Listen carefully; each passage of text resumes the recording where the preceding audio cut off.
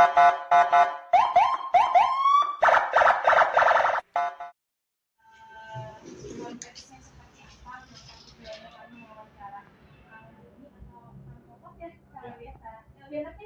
lengkapnya tahu nggak? Oh, Nabi besar ya. Panggilannya memang Popot, Kang Popot, Nabi Popot. Lebih jangan dipanggil lagi. Kang Popot boleh. Kang Doni aja. Oh, Kang Doni boleh. Jadi sebenarnya mau tahu tentang yang tadi dijelasin sih terkait dengan ekspresi itu sekarang seperti apa? Mungkin boleh diceritain juga Kang sejarahnya seperti apa nih ekspresinya sampai namanya berdiri mungkin dari kita turun temurun ekspresi yang dari 70-an ya sampai sekarang menjadi pastinya ormas yang sudah terdaftar di SKKD. Baik. Ini saya ucapkan terima kasih ya.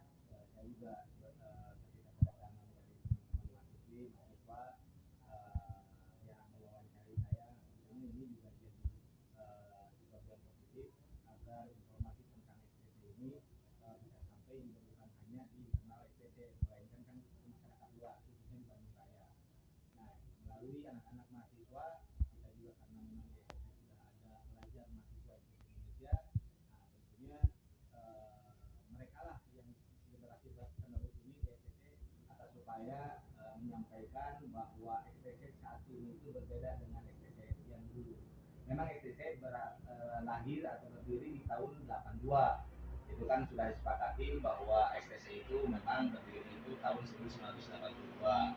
Didirikan oleh 4 pendiri, gitu. 4 orang asli orang Bandung. Semua asli orang Bandung, tinggal di Bandung, yaitu di daerah Sukaluyu. Nah, Sukaluyu tahu nggak? Nah, Sukaluyu itu di daerah Suci. Sukaluyu ada jalan Jalakrang seperti itu ya. Nah, ini lahir di Gambir Anom. Ya, anak-anak Sukaluyu ada jalan Batik Gumelis, ada Jalaprang, ada Gambir Anom seperti itu. Nah, pendiri itu mereka itu dulu kapan sih tahun 82 itu mereka dulunya itu usia berapa sebetulnya usianya masih SMP ya. Nah, ini yang saya tahu lah SMP-an lah. Mereka itu hanya kumpulan kelompok-kelompok mungkin di antar warga karena beda RW. Nah, teman bermain, main bola, main sepeda gitu. Nah, STC itu muncul dari 4 anak muda ini. Ya. Nama huruf STC itu sebetulnya menurut Kang Ucup, salah satu dari pendiri di STC itu, mereka melihat nama STC itu di majalahnya itu majalah saya lupa lagi ya, di suatu majalah itu nama grup band yang luar namanya XTC gitu, grup band luar. Namun STC itu memiliki arti kepanjangannya ini tentunya hasil dari pemikiran mereka juga yang disepakati. Nah, nama kepanjangannya itu memang agak sedikit kurang baik lah, namanya Exaltu Coitus gitu kan. Nanti cari sendiri lah itu apa artinya ya, coitusnya yang pada akhir tahun 90-an itu berubah menjadi Exaltu Creativity gitu. Jadi menjunjung kreativitas lah gitu.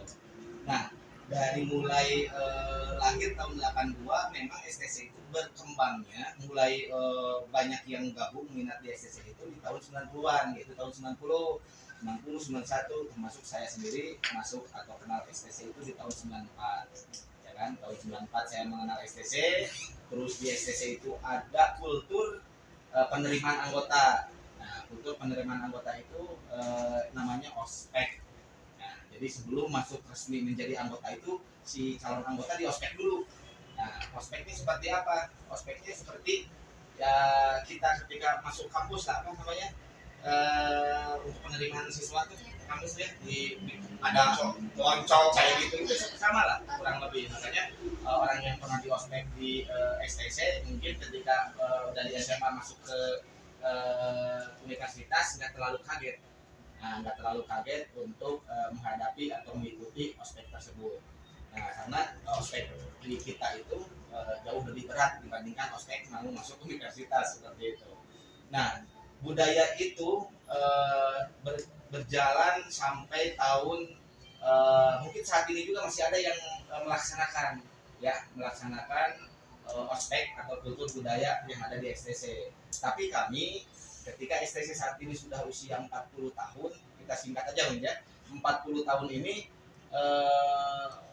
kita menggeser budaya kultur penerimaan anggota itu dengan namanya diklat, ya, diklat kaderisasi dan kepemimpinan. Itu ada di STC ya. Di masa kepemimpinan saya kita membuat program kaderisasi dengan melaksanakan pendidikan dan pelatihan. Itu sudah kita lakukan yang pertama ya, bekerja sama dengan TNI dan Polri. Nah, kemarin di STC untuk diklat kaderisasi dan kepemimpinan tingkatnya itu ada tingkat pertama, tingkat media, tingkat utama gitu. Nah, kita kemarin sudah melaksanakan kaderisasi diklat kaderisasi dan kepemimpinan. Nah, ini juga yang mungkin ketika STC sudah 40 tahun ini walaupun sudah transformasi menjadi ormas, tapi tetap stigmanya di masyarakat itu sebagai kelompok liar, kelompok pembikin onar. Namun kami itu kan dibuktikan di 2019 ketika sudah menggelar musyawarah nasional pertama. Itu tolak ukurnya, indikatornya di sana ketika STC serius melakukan perubahan. Jadi perubahan itu sudah kami buktikan bahwa kami sudah menggelar musyawarah nasional pertamanya di hotel luxury di salah satu kota Bandung, yaitu Hotel Trans. Nah, kenapa itu menjadikan patokan bahwa kami itu serius melakukan perubahan? Karena pelaksanaan itu mengenai sisi anggaran untuk menggelar kegiatan itu tidak ada keterlibatan pemerintah dalam sisi partisipasi anggaran, ya kan? Nah, murni swadaya atau mandiri dari STC sendiri. Sementara mungkin kalau biaya di Trans Luxury itu kan kurang lebih nilainya lumayan lah ya. Kemarin juga kita habis hampir 700 lebih ya untuk 2 hari itu. Bayangkan ketika misalkan kami dengan melakukan hal itu tidak dianggap suatu perubahan, sementara kami mengeluarkan uang itu kan swadaya, ya kan? Itu kan jelas bahwa ketika kami serius untuk melakukan perubahan dan mau swadaya mengumpulkan untuk menggelar acara tersebut dan dilaksanakan di salah satu hotel termewah di Kota Bandung, ini jelas bahwa kami ingin melakukan perubahan, ya kan? Perubahan itu kami buktikan, satu contohnya itu di musyawarah nasional. Karena kalau misalkan sekarang itu ada supporting khususnya dari sisi anggaran dari pemerintah, dari stakeholder mungkin di negeri inilah, itu hal biasa. Tapi ini kan dilaksanakan oleh swadaya sumbangan dari partisipasi anggota. Itu digelar. Berarti kalau kami nggak serius, ngapain juga kami buang-buang uang? Benar nggak? 700 juta lah buang-buang uang. Nah, kami ya, kalau kemarin pesertanya kan ada di 18 provinsi yang hadir dan 27 kota kabupaten di Jawa Barat. Gitu. Karena STC kan saat ini sudah ada di 18 provinsi dan ada di 7 negara lain. Ada di Malaysia, Singapura, Taiwan, Hong Kong, Korea Selatan, Jepang, dan Saudi Arabia. Ya kan? Nah, disitulah mulai bahwa kami itu melakukan sedikit perubahan-perubahan dengan membuat program-program. Banyak program yang kita buat, namun di kepengurusan kami ini tentunya ada suatu kendala, yaitu kita kan sama-sama tahu kemarin ada wabah nasional COVID-19 itu dimulai dari Maret 2020 kalau nggak salah, sementara saya dilantik Oktober 2019, ya kan? Oktober, November, Desember, Januari, Februari COVID. Jadi baru 4 bulan 5 bulan berjalan kita sudah terkendala dengan ada wabah corona itu. Jadi terkait sosialisasi tentang program, pelaksanaan program banyak terkendala. Ya, 5 tahun masa jabatan saya tentunya 2,5 sampai 3 tahun itu tidak maksimal gitu. Salah satu program di kita itu melakukan sensus keanggotaan dengan registrasi secara online. Nah, registrasi secara online ini kita mendata perlu karena STC pada tahun 2017 di ulang tahunnya yang ke-35 itu mendapatkan penghargaan dari Rekor Indonesian Awards. Jadi Original Indonesian Award ORI ya. Nah, itu kita mendapatkan penghargaan sebagai organisasi yang memiliki jumlah anggota terbanyak, yaitu 45 juta. 45 juta, bayangin 45 juta kan ketika misalkan ASTC benar-benar memiliki anggota sebanyak itu, sama seperti warga Jawa Barat atau warga Korea Selatan kalau samain dengan negara. 45 juta itu adalah jadi di searching di Google ya penghargaannya. Nah, terlebih dari penghargaan itu mungkin kita juga berupaya untuk membuktikan gitu kan. Tapi itu data keluar 45 juta itu bukan data yang diberikan dari kita, melainkan penilaian ya, hasil survei dari mereka sendiri. Nah, ketika kami mencoba untuk meminta klarifikasi terkait hal itu, ternyata mereka menghitung dari sejak tahun berdirinya STC 82 sampai kemarin 2017 2018 lah. Nah, itu 45 juta itu tuh. Jadi kalau misalkan berbicara STC itu memang banyak anggotanya, kalau warga Jawa Barat sudah tahu lah kalau STC itu memang banyak. Tapi kan harus dibuktikan by data saat ini. Nah, di kepemimpinan saya itu sedang dilakukan sensus keanggotaan melalui digital, ya kan. Nah, STC di bawah kepemimpinan saya tentunya harus mengikuti perkembangan zaman. Ya, sekarang dunia teknologi semakin maju, ya tentunya kita harus mengikuti biar kita nggak punah gitu kan. Dan saya bisa membuktikan bahwa STC hanya yang paling terdepan yang melakukan digitalisasi. Gitu kan, sensus keanggotaan kita rapi, kita punya database, namun kita belum maksimal, gitu kan, masih belasan ribu lah anggotanya yang terdaftar, gitu kan, karena kita melakukan sosialisasi itu tadi terbatas dengan kendala COVID. Dimulai mungkin insya Allah saat ini kita berusaha untuk melakukan sosialisasi lagi terkait program ini. Pentingnya melakukan pendataan karena kalau kita sudah komitmen menerima STC itu sebuah organisasi yang legal, berarti kita harus mau siap mengikuti aturan-aturan. Ya. Hanya saja harus bisa dibedakan STC dengan ormas lain. Kalau misalkan dengan GBR, Briges, dan Monreker mungkin itu kita satu genre, ya kan? Nah, berawal dari kelompok motor yang pada akhirnya semua melakukan transformasi menjadi LSM, menjadi ormas, ya. Nah, kenapa harus bisa dibedakan? Karena ada ormas yang selain kita ini, GBR, Briges, Monreker, dan STC, kalau mereka kan membentuk organisasi itu dibuat dulu mungkin rumahnya, aturan disiapkan, baru rekrut anggota. Itu kan? Umumnya kan seperti itu. Buat nama organisasinya, buat aturannya, nah terus baru rekrut. Kalau STC tidak seperti itu, kebalikan. STC, GBR, Briges, Monreker, itu orangnya sudah ada dulu, sudah terbentuk. Gitu. Sudah terbentuk, baru sekian puluh tahun, 30 tahun STC itu di 2012, berarti 30 tahun disiapkan rumahnya, diberikan aturan-aturan. Nah, inilah yang menjadikan perbedaan kami dengan organisasi lain. Kenapa? Karena dengan posisi seperti kami ini, tentunya kita itu perlu effort yang besar terkait ini, perlunya adaptasi anggota-anggota STC itu yang biasa nggak diatur, sekarang diatur, memiliki aturan, ya kan? Nah, makanya tidak mudah juga untuk segera merubah stigma STC ataupun GBR, Briges, Monreker di masyarakat. Karena itu tadi sudah puluhan tahun kita tidak memiliki rumah ataupun aturan, sekarang ada aturan. Perlu adaptasi kan? Nah, ini kami semua sedang berproses. Karena kami siap melakukan perubahan perilaku, kami untuk melakukan perubahan perilaku itu tentunya ada proses. Nah, proses ini yang kami sebagai pengurus di STC yang harus juga dimengerti, dipahami, didukung oleh masyarakat ataupun pemerintah. Begitu. Jadi STC saat ini sedang berproses melakukan perubahan perilaku.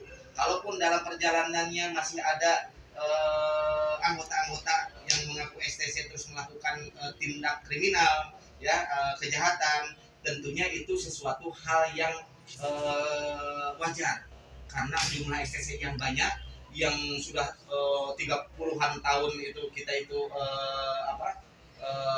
belum jelas gitu ya, katakan disebut kelompok liar, ya wajar saja dalam waktu yang singkat dari 2012 sampai ke saat ini atau dari tolak ukurnya mungkin dari kepemimpinan saya di 2019 itu kan kita baru 3 tahun kita masih masa transisi. Jadi tidak serta-merta harus hilang semua ketika sekarang sudah berubah semua, misalkan tindak kejahatan ataupun keonaran yang dibuat oleh kelompok motor yang disebut saat ini Ormas STC itu hilang semuanya, itu tidak bisa seperti itu. Ini harus mengikuti step by step gitu. Singkatnya seperti itulah ya. Harus mantap bisa dibilang ya, transformasi yang besar gitu kan. Kalau yang kalian mungkin kalau STC tadinya tidak terorganisir, sekarang harus strict sama aturan organisasi mungkin ya. Nah, kalau boleh tahu dari situ, dari prosesnya ini program apa sih yang disiapin sama kelompok dan tim untuk melakukan transisi? Jadi sebetulnya karena STC itu jumlah anggotanya yang sangat besar, itu yang pertama, anggotanya jumlahnya banyak dan diisi oleh banyak remaja atau pemuda-pemuda, ya kan? Nah, remaja dan pemuda ini bahkan kalau kita sebut generasi milenial dan generasi zilenial itu banyaknya di STC. Nah, ketika misalkan sekarang isinya saja sudah ada generasi muda, banyaknya di sini di STC. Nah, ini juga perlu dukungan dari masyarakat dan pemerintah, khususnya pemerintah, ya, di kepala daerah lah ya, di kota kabupaten se-Jawa Barat lah khususnya, karena memang problem yang disebut stigma negatif untuk STC ini hanya di Jawa Barat, gitu kan? Karena di luar Jawa Barat itu STC tidak seperti di Jawa Barat. Kalau STC di luar Jawa Barat itu diterima dengan baik kehadirannya. Jadi aktivitas organisasi di luar Jawa Barat itu sama halnya pada umumnya ormas-ormas atau organisasi lainnya. Tapi kalau di Jawa Barat memang stigmanya sudah buruk, ya, stigmanya negatif, yaitu disebut kelompok geng motor. Nah, bagaimana untuk melakukan upaya-upaya perubahan itu, ya kan, supaya misalkan STC bisa lebih terorganisir? Tentunya kami di jajaran pengurus membuat banyak program dan di STC itu banyak bidang-bidang, ya, bidang-bidang yang seperti halnya di pemerintahan. Di contoh di kepengurusan pusat itu STC ada di bidang humas dan informatika, ya, ada juga bidang hubungan luar negeri karena ada anggotanya di luar negeri. Terus ada bidang kaderisasi, ya, organisasi kaderisasi dan keanggotaan OKK, ada pemuda dan olahraga, ada seni budaya dan pariwisata, ada bidang otomotif, ada juga bidang pendidikan dan sumber daya manusia, ada juga bidang ketenaga kerjaan, ada bidang kesehatan dan sosial kemasyarakatan, banyak gitu. Sama halnya seperti pemerintahan, gitu kan? Sama halnya seperti bidang-bidang yang ada di partai mungkin atau di organisasi bentukan pemerintah seperti KNPI ataupun di organisasi pengusaha tuh HIPMI itu ada semua. Nah, hanya saja kami itu banyak keterbatasan, ya kan? Program-program yang ada di STC ini tentunya tidak bisa berjalan dengan baik tanpa dukungan dari stakeholder di negeri ini, ya, khususnya pemerintah. Kami meminta haknya itu kepada pemerintah karena sebagai pemimpin, ya, di mana kita tinggal. Nah, kalau misalkan saja pemerintah serius melakukan perubahan, melakukan pembinaan terhadap kelompok yang dalam tanda kutip disebut geng motor, karena yang saya tahu itu yang berpengaruh paling pertama, ya, terhadap kondusivitas di Kota Bandung atau Bandung Raya atau di Jawa Barat itu ternyata nomor 1 geng motor. Ya, nomor 1 geng motor. Beda dengan misalkan seperti ada kondusivitas akibat perang antar kampung, antar warga, gitu kan? Itu nomor kesekian, tapi yang paling besar itu dari masalah geng motor. Iya kan sekarang contoh kita orang Bandung, gimana sih misalkan nyaman nggak atau misalkan sering nggak mendengar ada kejahatan pelakunya geng motor, betul kan? Ya kan di kota Bandung atau misalkan di Kabupaten Bandung Raya atau di Jawa Barat kan gitu, ya kan? Jadi kondusivitas itu terganggu, salah satunya faktor penyebabnya itu akibat ulah geng motor. Nah sementara geng motor yang disebut itu kan arahnya ke kami, STC, GBR, Briges, mereka kan gitu ya. Nah, keempat ini masih dicap walaupun sudah transformasi menjadi organisasi legal masih dicap geng motor, itu kan. Sementara sampai STC dan Briges Legal Monitor kan udah puluhan tahun, STC udah 40 tahun. Kalau misalkan pemerintah serius melakukan pembinaan terhadap misalkan 4 kelompok motor ini di mana isinya pemuda-pemuda, harusnya itu sudah clear permasalahan konflik-konflik ya di kota Bandung atau di Jawa Barat oleh kelompok motor. Hanya saja bagi saya sebagai pemimpin di STC, pemimpin tertinggi, tentunya saya bisa menduga bahwa ini dipelihara tidak serius, seperti halnya mungkin negara tidak serius menghilangkan terkait masalah narkoba. Nah kalau misalkan kenapa saya bilang misalkan tidak serius, ya kalau serius dengan kemampuan kepolisian kita itu kan sangat mampu untuk menghilangkan yang namanya peredaran narkoba, ya kan, dengan kepolisian yang luar biasa lah. Nah terus juga masalah geng motor atau kejahatan-kejahatan yang dilakukan kelompok motor sangat bisa, tapi kenapa masih ada saja kan gitu. Nah itu ketidakseriusan bagi saya, ketidakseriusan pemerintah dalam menangani persoalan itu. Ya harusnya dibuktikan dulu dengan pemerintah menyiapkan atau memfasilitasi ruang-ruang kegiatan positif, seperti misalkan apa sih habitnya atau kesukaannya, hobinya dari anak yang basicnya kelompok motor ini. Oh sukanya balap motor, oh sukanya mungkin bela diri, oh sukanya mungkin sekarang yang sudah usianya di atas pemuda mungkin mulai ke ekonomi, mungkin pelatihan UMKM atau bagaimana caranya berbisnis sebagai pelaku usaha. Itu kan harus disiapin ruang-ruangnya, itu kan kewajiban dari pemerintah. Sementara kami pengurus kan banyak keterbatasan. Kami ini sifatnya kan organisasi yang independen, gitu kan?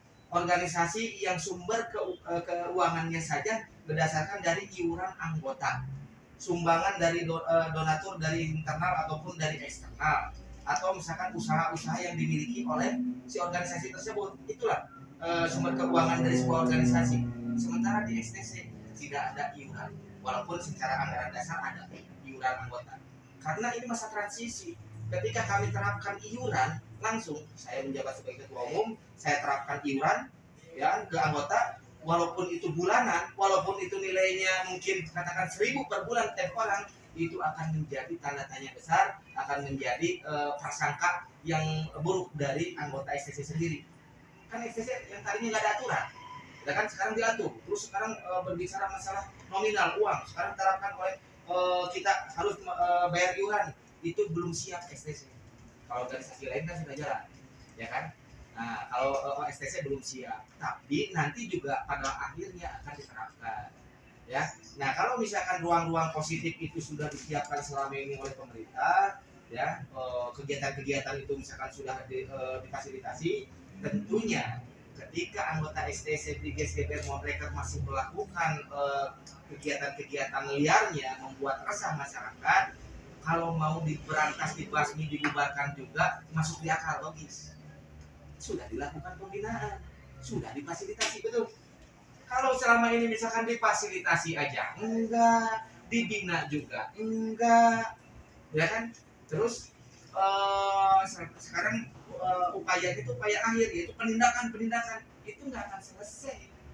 Jadi solusi konkretnya adalah lakukan dulu pembinaan, gitu. Karena kami juga sebagai warga negara punya hak yang sama, gitu kan, ingin mendapatkan perlakuan yang sama. Kami juga ingin melakukan perubahan. Sementara isinya tadi STC itu banyaknya remaja-remaja, jadi bukan maksudnya pelaku kriminal murni memang, gitu kan. Harusnya kan ini bisa bina. Nah, sementara kewajiban hal itu ada di mana? Di pemerintah, khususnya di bidang pemudaan lah, kepemudaan, agar supaya kelompok motor ini benar-benar di relnya, on the track untuk melakukan perubahannya. Karena bagi kami di STC, ketika anggota STC-nya itu banyak pemuda-pemuda, sebetulnya pemerintah salah besar ketika tidak memperhatikan masalah kelompok motor ini. Kenapa? Karena pemuda-pemuda adanya di sini, apalagi di Jawa Barat. Kalau pemudanya liar, nggak dibina, kebayang mengganggu nggak ke pembangunan daerah ataupun nasional? Yang mengganggu. Semua pembangunan itu ujung-ujungnya ada di pemudanya. Makanya sekarang saya tidak bangga melihat pemerintah membangun berbagai macam infrastruktur. Ya kan, bangga dengan ada ini, tapi juga kurang pol bangganya. Kenapa? Ya kalau karakter masyarakatnya tidak dibangun, ya kan? Ya juga jadi sesuatu yang minus juga. Kenapa saya bisa seperti itu? Saya pernah tinggal di luar negeri 10 tahun di Korea Selatan. Jadi saya di Korea Selatan itu 10 tahun. Jadi saya bisa merasakan bagaimana perbedaan hidup di negara Indonesia dan di luar. Ada mungkin kalau mengutip bahasa siapa, Rocky Gerung atau siapa mungkin tokoh di negara inilah. Kalau kita pengen tahu bagaimana rumah kita, tentunya kita harus keluar dulu dari rumah, ya kan? Bisa melihat, oh rumah kita itu seperti ini. Kalau kita di dalam rumah, ya nggak akan tahu. Saya pergi dulu ke luar negeri. Saya bukan seperti anggota dewan, studi bandingnya cuma 7 hari, itu pun dipakai jalan-jalan main kan, studi bandingnya. Kalau saya 10 tahun, tahu bagaimana layanan publik di sana, ya kan? Bagaimana misalkan perlakuan terhadap warga negara asing di sana. Itu saya merasakan sebagai warga negara asing, saya mendapatkan perlakuan yang sama seperti warga negara di Korea. Gitu. Jadi ketika misalkan sekarang saya sudah tahu negara luar ya, terus sekarang saya ingin menerapkan di sini, saya lakukan dulu di hal kecil di STC. Gitu. Bagaimana supaya anggota-anggota STC itu walaupun organisasi yang sifatnya sosial, ya, sumber keuangannya juga belum jelas, tapi kita mampu untuk melakukan perubahan. Buktinya kami lakukan contoh, kami memberikan program kepada anggota STC ketika ada anggota STC Indonesia yang meninggal dunia, siapapun itu, akibat apapun itu, kami akan memberikan santunan kepada ahli warisnya atau kepada keluarga yang ditinggalkannya. Itu sudah kami terapkan, itu sudah kami lakukan di STC. Nah, sekarang kita compare dengan pemerintah yang memiliki anggaran. Apakah pemerintah contoh Kota Bandung, Kabupaten Bandung, Cimahi ataupun ini sudah melakukan itu? Ada warga negaranya yang meninggal terus datang pemerintah memberikan santunan kepada ini? Nggak ada. Tapi STC mampu, walaupun tidak memiliki anggaran. Kalau misalkan negara, pemerintah Kota Bandung, Kabupaten Bandung, mereka punya anggaran, mereka punya sumber daya alam yang dimiliki oleh negara, dikelola oleh negara untuk kepentingan rakyatnya. Kita mah nggak ada, kita punya sumber daya manusia saja. Dan itu pun yang tadi orang-orang liar katanya, gitu kan? Nah, tapi kami yakin dan percaya kepengurusan saat ini. Kenapa kami siap mau menjadi pengurus? Katakan orang-orang yang liar, karena kami meyakini bahwa setiap orang itu pada fitrahnya memiliki keinginannya pasti menjadi orang baik, ya kan? Fitrahnya seperti itu. Nggak ada orang yang pengen menjadi orang jahat kan, begitu. Jadi program tuh banyak, tapi tentunya banyak kendala karena kami banyak keterbatasan. Salah satunya yang paling ini kita lakukan sensus keanggotaan dulu, data dulu, terus nanti kita kan di keanggotaan tuh ada yang namanya dicatat pekerjaannya apa, hobinya apa gitu ya. Nah, supaya nanti bisa disortir mana nih yang memiliki misalkan hobinya misalkan olahraga, hobinya otomotif, hobinya misalkan apa, atau pekerjaannya apa. Nanti ketika misalkan sudah punya data seperti itu, tentunya kami di kepengurusan harus bisa memberdayakan atau memproduktifkan anggota-anggota kami. Misalkan contoh, ketika kami membangun komunikasi dengan pengusaha, dengan pemerintah, ketika misalkan ada kebutuhan tenaga kerja, ya, oh ada membutuhkan misalkan supir, oh membutuhkan misalkan tenaga las, kami lihat di database, ya kan, kami berikan ke anggota kami, seperti itu. database dulu yang penting, gitu kan. Tapi kalau program yang yang lebih urgent ini karena STC, ya itu tadi banyak yang meninggal karena misalkan mereka aktivitasnya banyak pakai motor, kecelakaan lalu lintas juga banyak, terus juga ada konflik-konflik, misalkan ribut perang kayak gitu. Nah, saya menjalankan atau menerapkan program yang tadi, memberikan santunan kepada anggota keluarga anggota yang meninggal. Kasihan karena apalagi di Kota Bandung, saya kenapa menerapkan ini, pengalaman dari sahabat saya yang memiliki anak, terus dia meninggal, orang Taman Sari, terus karena orang gak mampu gitu kan. Ini di Kota Bandung kan tanah kubur itu sudah sempit, ya kan. Waktu itu dikuburnya di Sinaraga itu membutuhkan biaya 2,5 juta untuk membeli kaplingnya, ya kan, tanah kuburnya miris, untuk menguburkan saja tidak mampu. Sebetulnya yang dosa itu pemerintah, RT-nya, RW-nya, kelurahannya, camatnya, wali kotanya. Dosa tuh. Kami aja ketua ormas yang masih berpikirnya dunia akhirat. Jabatan STC ini organisasi, tapi kami pertanggungjawabannya yakin dunia dan akhirat. Makanya ketika ada anggota kami yang meninggal, terus misalkan sudah disolatkan, dimandikan, disolatkan, dikafani, disolatkan, terus mau dikuburkan, saya rasa waktu itu menunggu, kenapa belum dikuburkan, menunggu keluarga lain yang belum datang. Ternyata pas saya tanya, uangnya belum ada, miris lah. Nah, jangan terjadi di STC seperti itu. Nah gitu. Jadi kalau program-program banyak lah. Kalau umumnya mah seperti pemberdayaan, ingin memberdayakan anggota STC, itu ada lah. Di bidang misalkan sekarang pertanian peternakan, kita juga udah siap lahan untuk pengolahan kopi ya di Ciwidey, itu ada, ya kan. Rekan kita memiliki 18 tumbak lahan untuk pengolahan buah ceri menjadi biji beras kopi. Itu pemberdayaan anak-anak STC yang kerjanya. Selain itu untuk pemberdayaan pemudanya program apa lagi? Kalau pemberdayaan pemudanya itu tentunya kalau misalkan di bidang kita lebih konsen ke UMKM, karena kami saat ini membuat aplikasi ya, startup Bigo namanya. Di situ kan sudah lengkap semua fitur-fiturnya, khususnya untuk UMKM. Kami itu ingin mengarahkan anggota-anggota kita itu supaya punya basic atau misalkan punya dasar untuk menjadi sebagai pelaku usaha, ya kan. Karena untuk menjadi pelaku usaha itu tidak mudah, ya kan, karena persoalannya harus tidak punya modal kan gitu. Berarti kami ketika ada menjadi pengurus harus mampu gitu kan, memfasilitasi itu. Misalkan masalahnya permodalan, harus bisa memberikan permodalannya kan gitu. Terus memberikan edukasinya, bagaimana sih, misalkan contoh anggota STC yang pengangguran, nanti kan kita kalau punya database lihat yang nganggur, terus kita berdayakan yang mudah dengan misalkan menggunakan fasilitas atau dunia teknologi ini, ya kan. Jangan misalkan dengan kita memiliki kuota internet digunakan untuk hal-hal yang percuma saja gitu kan. Lebih baik kan diproduktifkan, seperti misalkan jualan online banyak kan lewat Bigo ini, atau lewat medsos inilah, aplikasi-aplikasi yang sekarang ada gitu kan. Tapi kan mereka juga perlu edukasi, pembekalan bagaimana mereka memahami tentang dunia online, dunia digital kan gitu. Nah ini kita kan makanya tadi registrasi aja sudah berbasis digital. Ini tuh kami ingin membiasakan yang tadinya gaptek, jadi misalkan mereka tidak gaptek lagi gitu kan, dipaksakan. Karena bagi kami itu ada yang bisa karena terbiasa, ada yang bisa karena dipaksa. Itu kan sama-sama endingnya bagus kan gitu. Nah itu.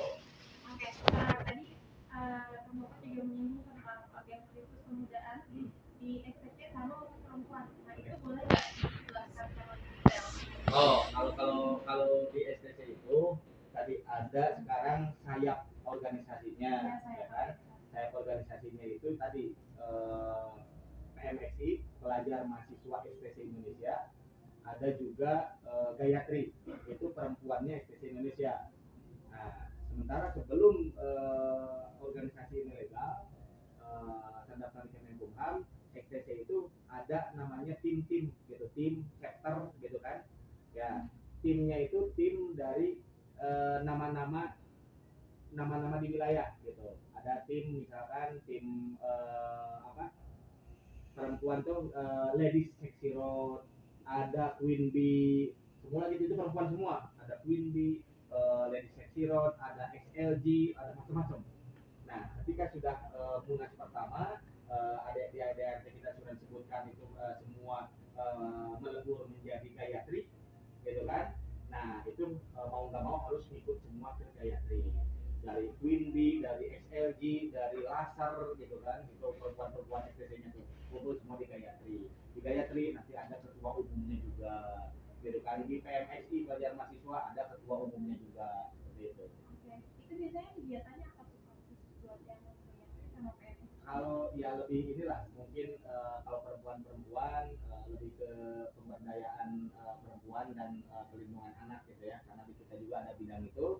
Nah, tentu terutama untuk Gayatri itu lebih konsen ke sana gitu. Bagaimana nih sekarang perempuan-perempuan juga kan ternyata banyak yang sudah menikah terus menjadi sudah cerai jadi single parents gitu kan, terus dia tidak memiliki pekerjaan. Nah, itu konsen ke sana juga gitu mereka gitu.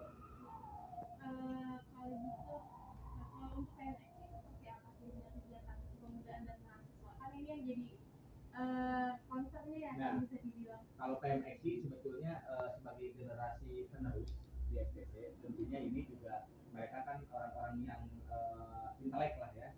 Nah, harapannya menjadi generasi penerus yang positif, yang membawa perubahan. Nah, ini memang aktif di komisariat itu di kampus-kampus. Nah, terus juga ada di tingkat kecamatannya, kota kabupatennya, di provinsinya dan juga dari pusatnya. Program-programnya tentunya mereka itu untuk pengkaderan terutama ya, pengkaderan karena nanti STC ormas STC-nya itu membutuhkan kader-kader yang memiliki karakter yang baik, yaitu penggodogannya itu di PMSI. Berarti yang mengatur seperti ospek yang jalan dulu itu sekarang PNSI? Enggak. Kalau misalkan PMSI lebih lebih jelas dan tegas, tentunya masalah pembinaan arahnya juga sudah beda kalau pelajar mahasiswa STC Indonesia. Tapi kalau misalkan di ormas STC untuk tadi menggeser kultur yang ospek sebagai penerimaan anggota baru itu menjadi diklat kaderisasi dan kepemimpinan BKKM, itu ada di STC, di ormas STC-nya. Ada di ormas STC-nya. Kalau misalkan untuk PMSI secara global itu untuk mendidik, membina anak-anak STC baru yang mulai dari pelajar-pelajar atau mahasiswa-mahasiswa menjadi anggota yang baik gitu. Jadi organisatoris lah. Itu di kader-kader dari PMSI yang nanti ada di ormas STC-nya gitu. Tadi Kang Doni bahas tentang peran pemerintah ya. Nah, tapi selama ini apakah komunikasi dan kolaborasi yang dilakukan kepada pihak pemerintah seperti contohnya kan ada keluarga kami ya, terus ya. Tadi disinggung juga tentang Bakes Bangpol. Nah, apakah ada koordinasi dan juga kolaborasi yang mungkin dilakukan bersama mereka pihak pemerintah untuk melakukan pembinaan ini? Alhamdulillah ada. Jadi memang kita dimulai di masa kepemimpinan saya mengarahkan, menginstruksikan kepada jajaran tingkat wilayah dan baik itu provinsi, kota, kabupaten itu agar segera ketika mereka sudah memiliki legalitas melaporkan ke Kesbangpol untuk mendapatkan surat keterangan terdaftar, gitu kan? Kenapa untuk melaporkan ke Kesbangpol? Karena kami juga butuh peran atau dukungan dari pemerintah. Kalau organisasi itu kan walaupun tidak sudah ada terdaftar di Kemenkumham, tapi tidak mendaftarkan ke Kesbangpol, tidak memiliki SKT, itu sah saja tetap masih organisasi legal. Tapi kenapa harus didaftarkan? Ketika didaftarkan di Kesbangpol memiliki SKT, berarti punya hak untuk mendapatkan bantuan-bantuan dari pemerintah. Itu saja bedanya. Itu implementasinya seperti apa? Oh, bangun audensi. Jadi buat ketika awalnya ya audensi mereka itu harus belajar misalkan dari sisi administrasi, misalkan lakukan membuat surat permohonan audensi. Nah, terutama dengan Kesbangpol, terus juga dengan Muspika Musbida itu arah awalnya seperti itu. supaya mereka kenal pemerintah itu bahwa tahu oh ada STC di sini, ada pengurusnya di sini, gitu kan. Oh STC itu sudah legal. Oh bukan dulu kan kelompok motor ya, ya biar tahu seperti itu awalnya. Nah ketika misalkan kita sudah rata gitu ya, merata di seluruh kota kabupaten ya, melakukan itu, insya Allah tadi ketika kita mau mengadakan kegiatan-kegiatan, insya Allah dapat dukungan dari pemerintah. Nah, sama halnya kayak kemarin kita melakukan diklat kaderisasi dan kepemimpinan di Dodik Bela Negara di Lembang, itu kan bantuan hibah dari pemerintah. Cuman kan itu tidak serta merta misalkan kita bisa dapat nih, kalau misalkan itu tergantung juga lobby komunikasi kita juga, itu seperti itu di pemerintah itu tidak serta merta kita sudah terdaftar memiliki SKT nih ya kan terus akan dapat bantuan, enggak. Ini Indonesia bukan Korea Selatan, jadi harus ada tetap koneksi itu faktanya seperti itu. Kalau nggak ada koneksi kedekatan, kalau kata Kang Ibing mah boga kenalan orang jauh, tetap walaupun terdaftar di Kesbangpol tetap nggak akan mendapatkan bantuan walaupun sudah mengajukan permohonan, misalkan upload ya proposal atau misalkan menyerahkan langsung atau misalkan sistemnya upload misalkan di sistem. Kalau nggak ada koneksi kedekatan dengan orang-orang yang memiliki kebijakan atau orang-orang yang memiliki power, nggak bakalan dapat bantuan. Nah, pentingnya di sini bagaimana STC cerdas pengurus-pengurusnya itu untuk bisa melakukan lobby yang baik gitu. Alhamdulillah. Jadi kalau membangun komunikasi itu satu kegiatan yang awal harus dilakukan ya. Setiap daerah harus melakukan misalkan komunikasi dengan muspika musbidanya. Itu aja. Oke, menarik. Oke, misalkan melakukan audiensi atau ngobrol dengan seorang pejabat gitu kan, ada yang sudah mampu melakukan itu gitu.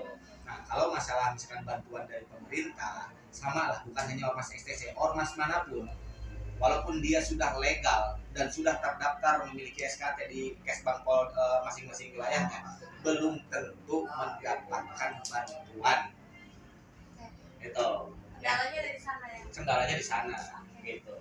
Oke, kalau itu banyak pertanyaan selanjutnya Ya. kan. Tadi kan dibahas tentang gimana sih upaya STC untuk melakukan pembinaan, sosialisasi, untuk mengorganisir sebegitu banyak anggotanya gitu. Nah kalau dilihat dari anggota yang tadi banyak banget, atau bahkan mungkin perkiraan 45 juta dari tahun 80-an, 82 berarti udah sekitar 60 tahun. Berarti mungkin kalau bisa dibilang, kalau bisa kita rata-ratain ya kan, per tahun sekitar 10 juta anggota penambahan. Misal, ya contoh gitu ya. Jadi kan ini sangat masif banget gitu ya kan, dan mungkin bisa dibilang jadi PR yang besar banget buat Kang Doni dan tim di DPP untuk melakukan pembinaan. Nah, sedangkan yang terdaftar pun baru ada 18. Nah, lalu bagaimana tanggapan terhadap masih banyaknya mungkin anggota-anggota yang tadi belum terdaftar, masih belum tahu tentang program-programnya di daerah-daerah lain, atau mungkin masih di Bandung tapi belum tersentuh dengan sosialisasi seperti itu. Nah, upaya yang dilakukan STC dan tanggapannya seperti apa, Kang?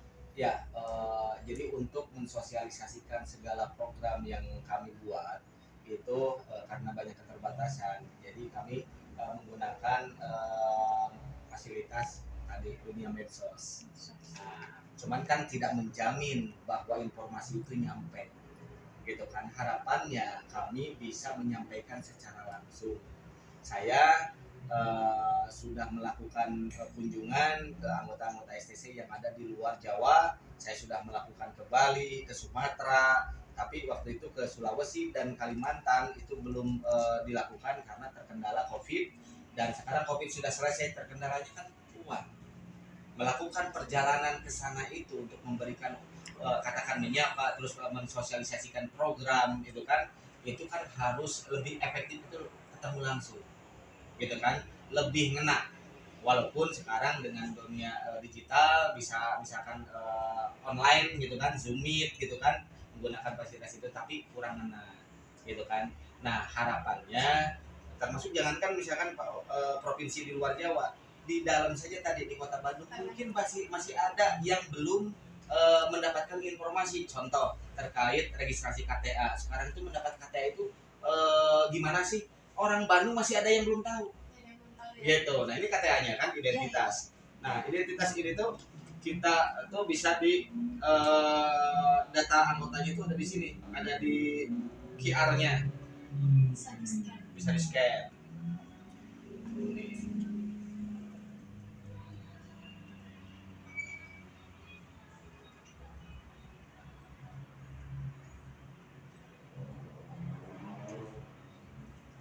Nah, itu datanya keluar itu bukan hanya foto, tapi kan di situ ada nama, nomor KTP, tanggal lahir, nomor telepon. Nanti di sini akan ditambahin juga prestasinya apa, pelanggarannya apa.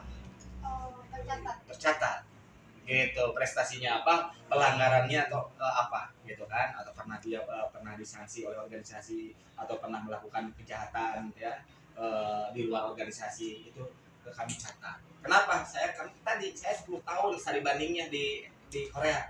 Di Korea udah seperti itu. Korea KTP itu tidak pernah diperlihatkan ketika ada kebutuhan, misalkan di layanan publik, mau misalkan ke rumah sakit atau mau ngurusin apa misalkan, diminta KTP.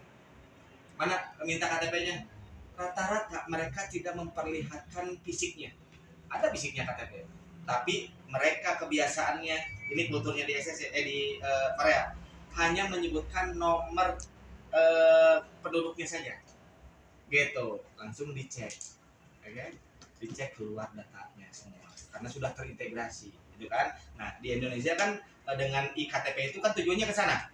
Tapi kan karena ada masalah ya, ada masalah korupsi di pembuatan itu, yang pada akhirnya nggak jelas juga.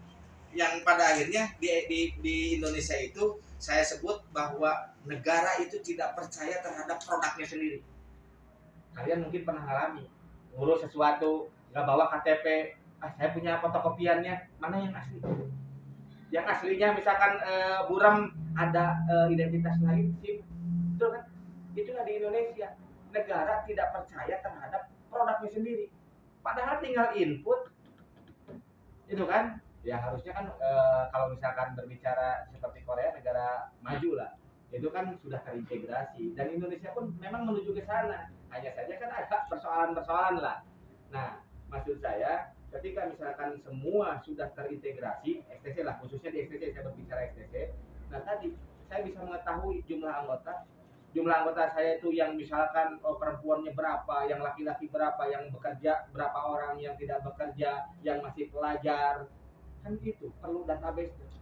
Jadi kurang lebih kita itu membuat, ya kalau misalkan di negara kan misalkan ada sistemnya, misalkan di Kota Bandung ada pemerintahan, di Kota Bandung ada sistem untuk mengintegrasikan ke dinas-dinas. Kita juga sama membuat itu.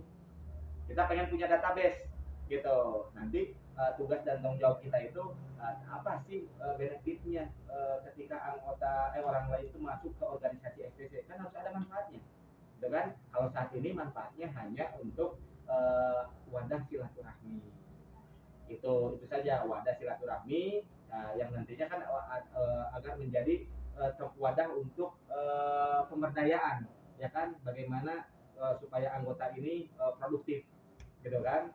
Supaya anggota ini bisa mendapatkan peluang-peluang, gitu kan?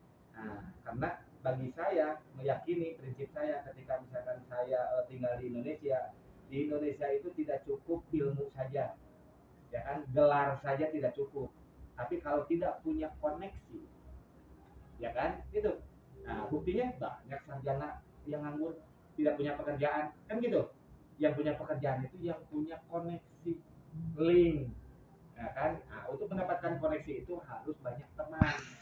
Nah, makanya memang saran saya mahasiswa-mahasiswi, tidak cukup kalian menimba ilmu saja, tapi bergaullah kalian yang luas agar punya teman-teman yang banyak. Ketika punya teman yang banyak, kalian misalkan beres sekolah, punya gelar, paling kan bisa mendapatkan informasi, bantuan, karena teman banyak. Ada pekerjaan nggak? Saya butuh pekerjaan nih. Kalau kebayang kalau nggak gaul, ya kuulen lah. Terus dia gelarnya mau insinyur kayak mau susah di Indonesia itu. karena dengan setiap kelulusan melahirkan banyak sarjana, ya kan semakin banyak juga jumlah pengangguran itu Indonesia, gitu kan. Nah ini kan problem kita bersama. Ya kalau saya mikirinnya cukupin STC aja dulu. Kan bersama. Nah, jadi saya mendeklar bahwa saya pun di medsos sudah bilang FTC gitu kan. Saya pun profesi pengacara udah mau bilang saya pun FTC. Kalau dulu enggak. Kenapa enggak? Bukan berarti saya bukan FTC. Karena pemberitaan negatifnya lebih banyak dibandingkan hal yang positifnya. Nah, ya alhamdulillahnya gitu saya melihat dari aktivitas dari mulai DPP tingkat nasional, ada DPD tingkat provinsi, ada DPC. Ketika ada kejadian Cianjur gempa, siapa yang paling duluan bikin posko? Duluan STC senang loh dengan kegiatan-kegiatan, misalkan ada seperti itu senang. Gitu, hanya saja kan kita itu kemarin waktu wawancara Kang Deon ketua GBR gimana? Ya, mungkin ada yang disampaikan terkait mereka ingin mengadakan kegiatan di kendalanya di perizinan, ya kan susah, itu kan problem.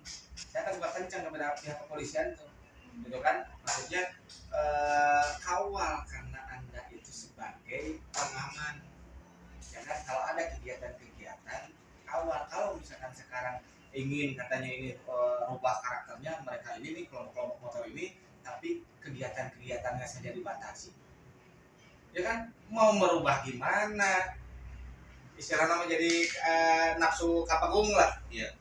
Kreativitasnya teka salurkeun, Iya. gitu. Jadi STC, GBR, Briges, Konteker, Sajendre, Iya. ya kan. Jadi ini yang harus dipahami dulu masalah tadi. Kami ini ada dulu orangnya, aturannya baru dibuat setelah puluhan tahun kita sudah banyak. Nah, perlu adaptasi melakukan perubahan-perubahan itu karena anak STC saja adaptasi juga dengan aturan-aturan baru. Gitu kan, dulu nggak ada aturan, enak aja, sekarang ada aturan, gitu. Jadi itulah yang menjadikan kami berbeda dengan organisasi lain. Kalau organisasi baru saya buat nih, ormas baru, terus sampai rekrut anggota kan enak. Lo mau dengan aturan seperti ini siap join, kalau enggak ya nggak masalah, kan enak. Kalau STC kan begitu. Kalau sebutkan tadi, oh, kamu bukan STC karena kamu nggak punya KTP, marah lah, gitu kan. Nah, gitulah. Ya, posisinya pertama adalah mohon bantu juga untuk diinformasikan Kak. Pertama adalah Kang Doni ini sebagai gen perubahan yang memang menginspirasikan, mengajak seluruh stakeholder, para anggota, para sesepuh, para ketua yang memang dari awal sudah ingin membuat FTC ini mengarah ke lebih baik. Kalau inilah orang yang betul-betul konsen mengajak ketika ada kejadian kriminalisasi selalu jalankan litigasi. Apa litigasi? Jalankan proses hukum, bahkan ibaratnya melarang untuk melakukan tindakan-tindakan untuk melawan balik, selalu mengarahkan ke langkah proses hukum. Itu pun langkah-langkah yang dipastikan oleh Kang Doni. Kan biasanya gitu kan, ketika ada di lapangan bentrok Diserang kita kan pasti ngebalas lah, otomatis. Sekarang enggak. Udah instruksi dari Kang Doni, lakukan proses hukum gitu kan, biar aparat hukum melakukan menegakkan hukum sesuai dengan proses yang dijalankan. Itu yang sering dilakukan. Akhirnya apa? Bisa dibilang kejadian-kejadian yang berkaitan dengan kenakalan berandalan di jalan yang tanda kutip menggunakan atribut FTC semakin kurang, gitu kan. Semakin kurang, dan harapan kedepannya adalah pemerintahannya akan lebih banyak hal yang positif. Jadi sampaikan aja kepada masyarakat, kepada halayak luas bahwa Kang Doni Akbar ini adalah sebagai gen perubahan untuk masa depan pemuda-pemuda Indonesia. Kenapa? Karena 4 pilar ini hadir di 4 pilar ini yang nggak bisa dihindari. Sekolah udah melarang adanya masuk ke komunitas, kalau dilarang kan, tapi mereka tetap ada, tetap hadir.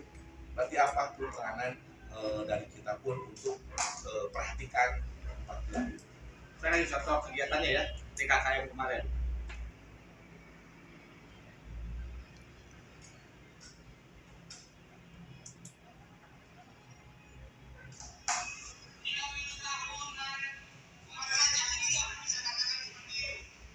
Baik,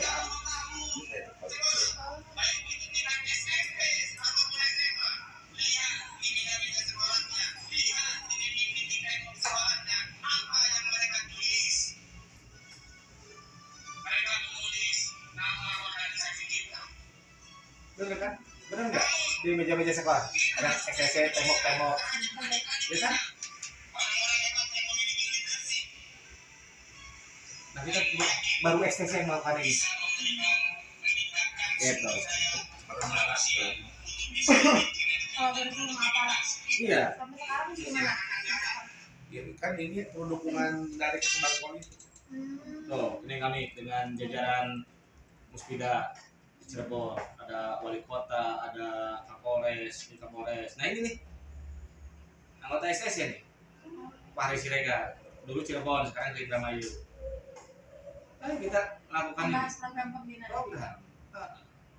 Saya sosialisasi bahwa STC sudah seperti ini, mohon dukungannya, kan seperti itu. Tugas kalian lah yang harusnya lebih aktif gitu kan. Ya kan? Nah ini nanya terkait ya tadi kalau ada kegiatan anggota STC yang melakukan tindak kriminal, terus dia berarti ini bukan anggota STC karena belum ber-KTA ya, tadi saya katakan ada STC ada faktor, gitu kan? Ada STC secara de jure, dia sudah didukung dengan identitas. Ada orang-orang yang membeli memang bukan anggota SSC, beli bisa di media sosial atau di marketplace lain, dan dia gunakan untuk melakukan sesuatu yang merugikan organisasi kami, itu saja. Makanya kita tindak. Kebanyakan siap, 100% saya jamin ketika misalkan kita urus, ternyata mereka belum memiliki identitas KPA. Jadi maksudnya itu ketika kami mengurus anggota-anggota STC yang berkenaan dengan masalah hukum, kami bantu semua walaupun dia belum ber-KTA. Dan ketika di cross check, ketika kita melakukan pendampingan, rata-rata 99,9% mereka belum ber-KTA. Berarti saya bisa menyimpulkan anggota-anggota STC yang sudah ber-KTA orang-orang yang siap diatur. Jarang sekali ada anggota STC yang sudah ber-KTA punya masalah hukum. Gitu. Jadi di situ aja udah kelihatan. Gitu. Itu. Tapi tetap mereka juga harus dirangkul. Tetap mereka itu adik-adik kami yang harus dibina. Kasihan kalau tidak diperhatikan sama keluarga orang tuanya, apalagi sama pemerintah. Siapa lagi yang mau ngurus? Ya kita. Orang-orang masyarakat nggak tahu kalau pengurus STC ya. Udah kalau berbicara ya kalau kita dakwah malah nggak berharap imbalan apapun kecuali hanya berharap dari Allah aja. Itu yang menjadi motivasi. Nah coba lihat, bayangkan ini kader-kadernya ya. Nah kita ketemu dengan orang-orang hebat ya, Om Ari Sigit gitu kan. Kita bangun, nah ini orang-orang hebat gitu kan di Palembang. Nah ini Kadis di Lantas di Palembang Sumatera Selatan itu kita ketemu. Nah ini maksudnya bayang nggak Acara kemarin tuh ulang tahun 40 nggak punya dokumentasinya nggak? Mana ini tadi itu bayang nggak? Lihat anak-anak kecil yang bangga kan? Coba kalian kegiatan acara-acara akbar besar STC, ada yang anak masih kecil, masih balita 2, 3 tahun, 4 tahun sudah diatributin STC. Coba sama orang tuanya. Ini juga banyak yang seperti ini. Jadi kalau misalkan ini tidak diperhatikan oleh pemerintah, bahaya. Ya bahaya itu kalau misalkan sekarang katanya STC anggota kelompok motor atau liar, ya kalau nggak dibina, ditetapkan agar tetap liar, pengaruh kan ke pembangunan, ya kan? Ya, coba nanti jangan sampai saya mengirim infrastruktur masyarakat tadi, infrastruktur ada bagus tidak dengan karakter masyarakatnya, yang ada baru dipasang penerangan bagus ya di jalan tuh, jadi kata pelan diragaji tiangna dijual. Ada kursi-kursi taman bagus di ini diangkut. Nggak ada kesadaran dari masyarakatnya, rasa memiliki yang sama. Makanya saya suka greget gitu karena saya pernah tinggal di luar negeri. Jadi punya rasa memiliki. Kalau ada yang mau merusak fasilitas umum itu tuh jadi di cemooh sama masyarakat lain, di situ langsung ditegur malah, kamu ngapain, jangan diambil, jangan dirusak itu. Jangan nggak dulu menunggu dari aparat penegak hukum gitu ya untuk menindak itu, enggak, langsung semua menegur. Nah kesadaran itu juga harus ditanamkan ya kan, kesadaran dari keluarga mulai, terus di pendidikan sekolah itu bahwa kita itu ini masyarakat Indonesia itu bineka ya. Nanti masalah intoleran itu kan supaya misalkan tidak terjadi, kita supaya toleransi terhadap umat beragama lain, suku lain itu begini itu udah harus kesadaran ditumbuhkan. Terus sekarang itu kan ketika misalkan kita memiliki kota kita memiliki sesuatu misalkan yang baik, misalkan fasilitas umum yang baik, jaga ini kita bersama, itu harus ditanamkan. Jangan bangun atau jadi aja Aljabar juga kolam yang bagus dipakai renang, buang sampah kan gitu ya. Nah karakternya juga harus dirubah. Saya yakin kalau mahasiswi sekarang itu generasi tahun 2000-an lah itu udah berbeda. Nah, harapannya saya juga berharap kepada mahasiswa yang sebagai generasi penerus bangsa ini berpikirlah yang baik, harus berani juga. Saya katakan ini masyarakat Indonesia itu sebetulnya sudah darurat sebetulnya, makanya memang harus ingin perubahan. Sampainya perubahannya kok ini sudah baik, enggak, belum baik. Masalah penegakan hukum aja belum baik gitu.